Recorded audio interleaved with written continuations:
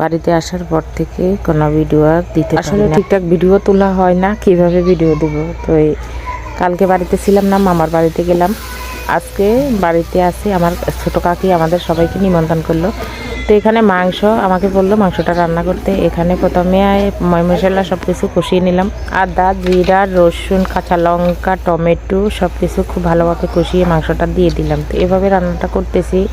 প্রথম থেকে ভিডিওটি আমি শেয়ার করিনি, প্রথম থেকে তোলা হয়নি, সেজন্যে তো মাঝামাঝি একটুখানি ভিডিও করলাম।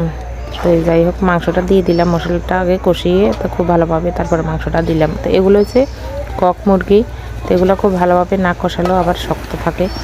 তো খুব ভালোভাবে মাংসটা কষাতে হবে।